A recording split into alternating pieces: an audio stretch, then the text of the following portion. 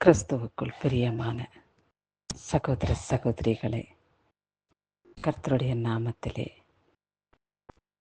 இக்காலை வேளையிலே எழுந்து உங்களோட பேசவும், வேத வசனத்தை குறித்து தியானிக்கவும் கர்த்தர் பாராட்டின நன்மைக்காய் அவரை நன்றியோடு கூட ஸ்தோத்திரிக்கிறேன்.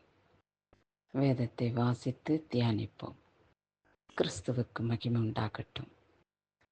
கர்த்தர் அவனை ஆசீர்வதித்ததினால் அந்த வருஷத்தில் 100 மடங்கு பலன் அடைந்தான். ஆதியாகமம் 26ஆம் அதிகாரம் 12வது வசனத்திலே இப்படியாய் வேத பகுதியிலே சொல்லியுள்ளது. ஆபிரகாமுடைய மகன் ஈசாக்கு பூமியிலே ஒரு தேசத்திலே விதைத்தார். அதை கர்த்தர் அந்த கையின் பிரயாசத்தை ஆசீர்வதித்து 100 மடங்கு பலன் கொடுக்கும்படியாக அவருடைய கண்களிலே ஈசாக்குக்கு கிருபை கிடைத்தது. அதுபோல நாமும் கூட செய்யும் கையின் பிரயாசத்தை கர்த்தர் ஆசீர்வதித்தருளும்படியாக அவருடைய பாதப்படியிலே அமர்ந்திருப்போம். எத்தனையோ நேரங்களிலே நம்முடைய கையின் பிரயாசங்கள் விருதுவாகவே போகிறது. அதில் லாபம் ஒன்றும் நாம் காண்கிறதில்லை. குடும்பத்திலே கஷ்டம், வேதனை, துக்கம், குடும்பத்திலே நிம்மதி இல்லை, சமாதானம் இல்லை, கடன் பிரச்சனையின் தொல்லை, இப்பேற்பட்ட சிக்கல்களிலே நாம் மூழ்கி இருக்கிறது எதனால் தெரியுமா? நம்முடைய கையின் பிரயாசம் ஆசீர்வதிக்கப்படாததனால்தான். ஆண்டவரே, நான் செய்யும் இந்த நாளிலே என் கையின் பிரயாசத்தை நீர் ஆசீர்வதித்தருளும். ஈசாக்குக்கு நீர் 100 மடங்கு பலன் கொடுத்தது போல உம்முடைய பிள்ளையாகிய எனக்கும் கூட 100 மடங்கு பலன் கொடுத்து என் குடும்பத்தின் தேவைகளெல்லாம் சந்திக்கப்படட்டும். ஏதோ துக்கத்தோடு வேதனையோடு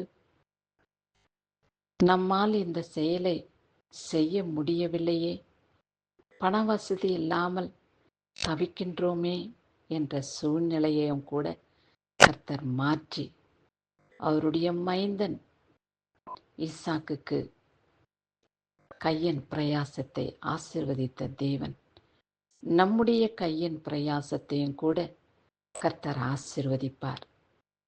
கர்த்தருடைய ஆசீர்வாதம் நமக்கு இல்லை என்றால் எவ்வளவு வருமானம் வந்தாலும் அந்த வருமானம் எப்படி வந்ததென்று நமக்கு தெரியும்.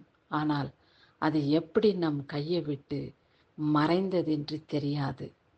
அப்பேற்பட்ட விருதுவாய் போன, வீணாய் போன பணமாக நம்முடைய கரங்களிலே நம்ம கையின் பிரயாசம் காணப்படாமல், நம்ம சம்பாதிக்கும் சம்பாதனை ₹1 இருந்தாலும் அது கர்த்தராலே ஆசீர்வதிக்கப்பட்ட பணமாய் இருக்குமே என்றால் அந்த ₹1 100 மடங்கு பலன் கொடுத்து நம்மையும் நம் பிள்ளைகளையும் கர்த்தர் ஆசீர்வதித்து காத்துக்கொள்வார். அவரை நம்பி இருக்கிற பிள்ளைகளை அவர் ஒருபொழுதும் கைவிட மாட்டார். ஈசாக்கு தேவனை நம்பினார், அவரை விசுவாசித்தார், அவருடைய பக்தனாக அவர் வாழ்ந்து வந்தார்.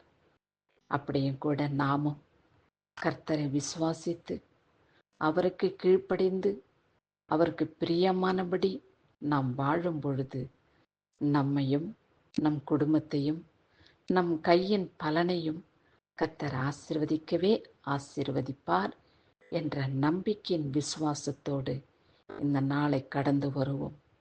நீங்கள் ஒரு வேலை செய்ய துவங்கும் பொழுது கர்த்தரிடத்திலே அனுமதி பெற்றுக்கொண்டு அவரிடத்திலே நாம் விண்ணப்பம் செய்துவிட்டு அந்த வேலையை துவங்கும் போது அந்த வேலை ஆசீர்வாதமாக முடியும் என்று அறிந்து கொள்ளுங்கள். கிறிஸ்து தாமே இந்த நாளிலே இந்த வசனத்தின்படி நம்மையும் நம் குடும்பத்தையும் ஆசீர்வதித்து மகிமைப்படுத்தி வழிநடத்துவாராக. ஆமேன்.